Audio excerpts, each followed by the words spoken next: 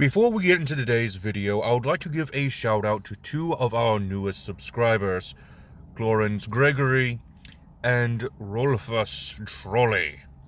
Thank you, and welcome to the family. Now without further ado, let us get on with today's video.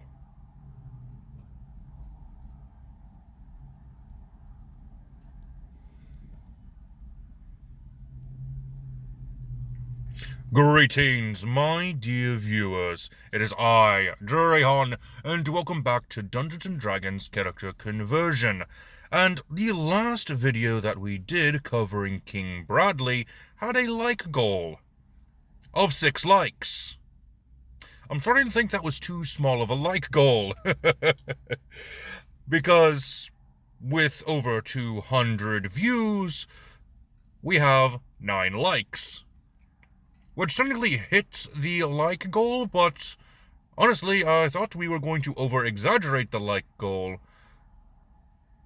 But, yeah, what can you do? Not my place to tell you to like and subscribe. It was just an experiment after all. But we're going to go ahead and do that today, setting the like goal.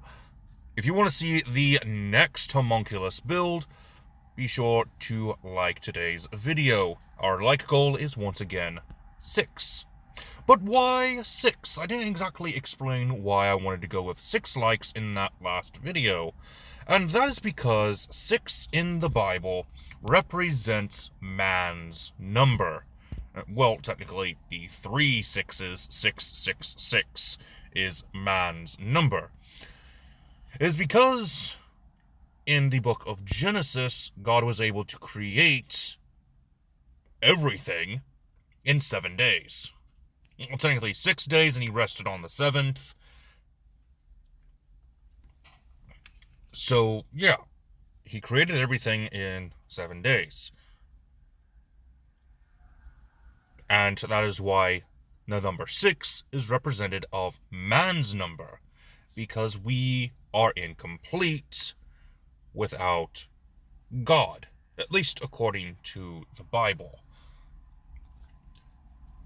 We are born with sin, so we are inherently sinful. And that is going to segue into today's build, the Homunculus of Lust, named after, of course, the sin of lust.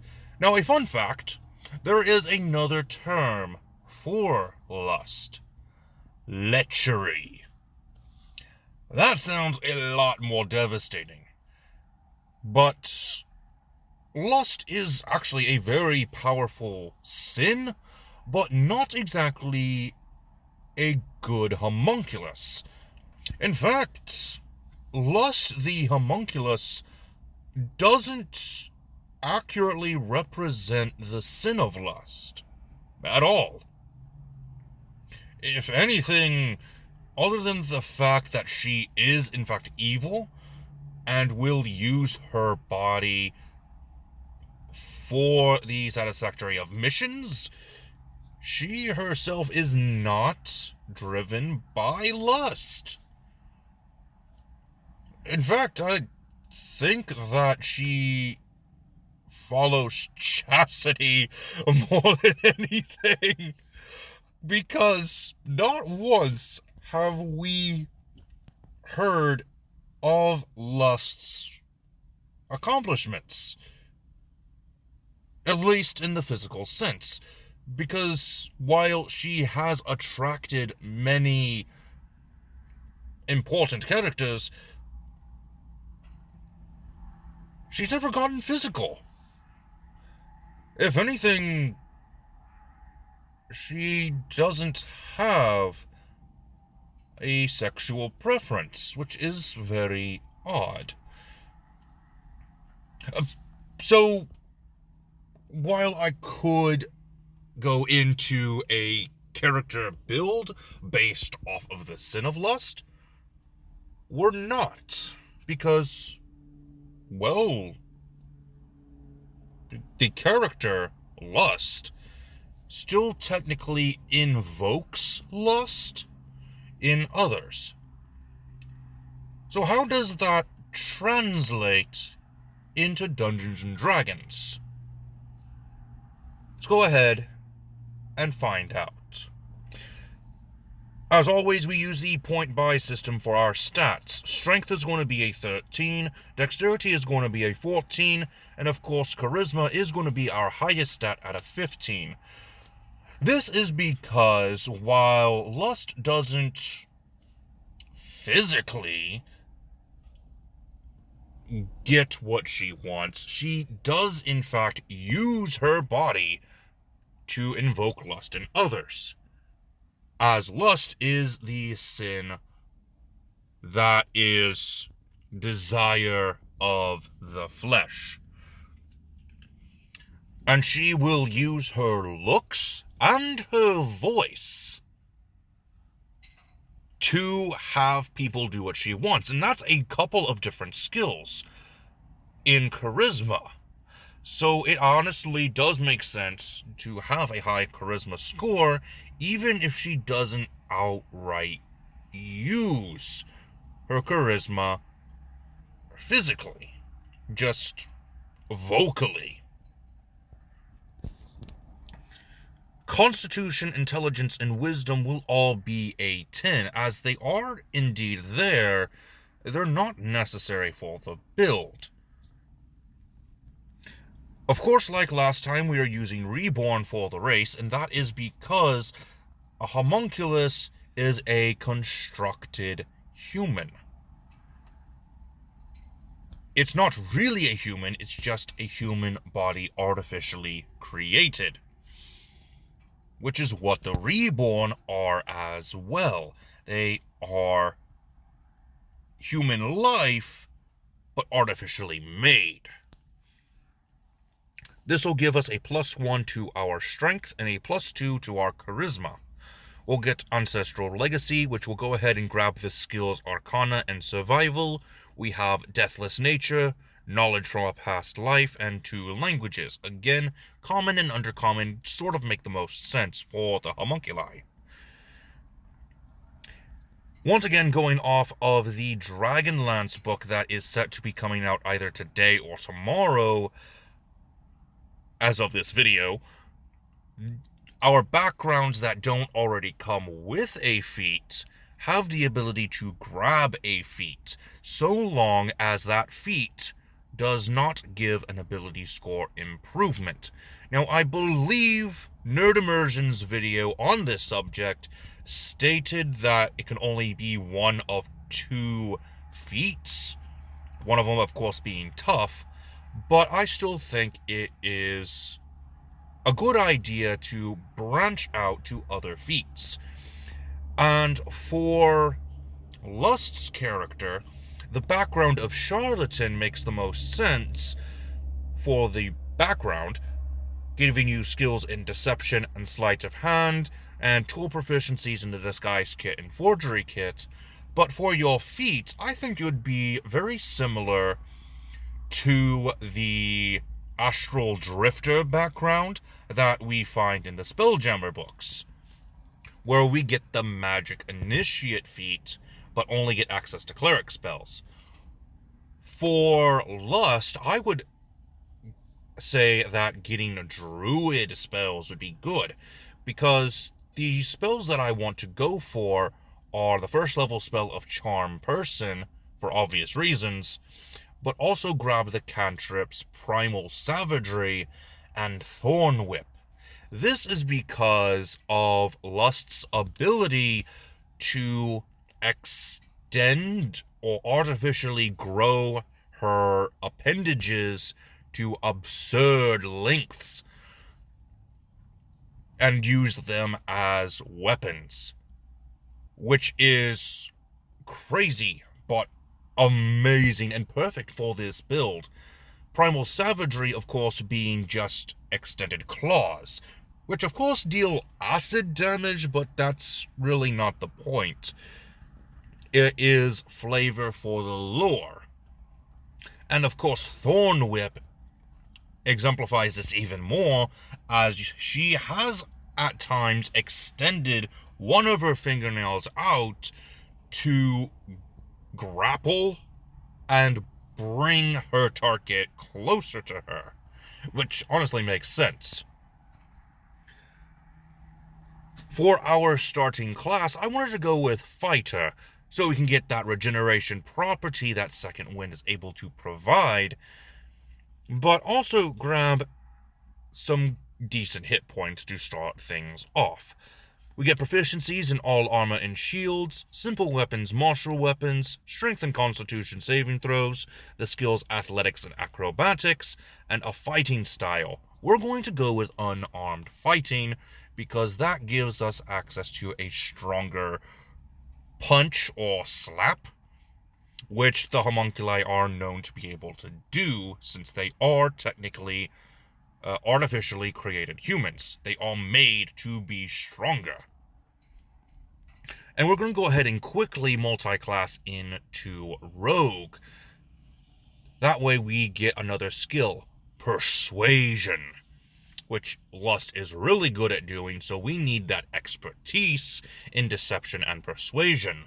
We also get access to Sneak Attack on Thieves' Cant, which Thieves' Cant's not really important for this build, but it's there. Level 2 fighters get access to Action Surge. We have seen Lust attack pretty darn quickly in both the manga and the anime, so it actually makes sense to have this ability. Level 2 rogues get Cunning Action, letting them use their bonus action to dodge, dash, or disengage, which again makes sense because of how fast the homunculi are able to move. Except for Sloth, but we'll get into that in another video. Level 3 rogues get a roguish archetype, and the ability Steady Aim. For our roguish archetype, we're going to go with the Swashbuckler, and really that's mostly for the abilities of Rakish Audacity and Fancy Footwork, but it's also going to be for the ability that we're going to get a bit later in this build, which again exemplifies who the character of Lust is. She uses her guile to complete her missions. Level 4 rogues get an ability score improvement, and there is a feat in Eberron, Rising from the Last War, that works perfectly with the homunculi that I didn't use in the last video for King Bradley, and that is the Aberrant Dragon Mark, which we can actually see in most of the homunculi, most importantly, right front and center with Lust. Her mark, her tattoo, the Ouroboros symbol, which looks just like a dragon tattoo, which is hilarious, mostly for themes. But this Aberrant Dragon Mark feat will give us a +1 in our constitution, as well as give us access to 1 cantrip from the sorcery spell list, which will do Friends. We also get a first level spell from the sorcery list, and we'll go with Silvery Barbs, just so it makes it a lot easier for us to convince our target to do what we want. Third level fighters get a martial archetype. We're going to go with Battle Master again because it's really easy to make diverse characters using the Battle Master, especially characters with good fighting abilities, which again Lust has, surprisingly. Combat superiority is one of our features, giving us access to 3 maneuvers. Parry is a good one, as well as disarming attack and precision attack. Again, our maneuver save DC is 8 plus our proficiency bonus plus our strength or dexterity modifier. I would say dexterity for simplicity. We also get the ability Student of War for being a battle master. Level 4 fighters gets an ability score improvement. Go ahead and increase your constitution and charisma each by 1. Fighter level 5 gets access to extra attack, letting them attack twice per attack action. Level 5 Rogue get Uncanny Dodge, which again, that would entail part of the resistance from the homunculi, as well as their regenerative properties, the access to their Philosopher's Stone. Level 6 fighters get access to an ability score improvement, but we're going to change that out for a feat.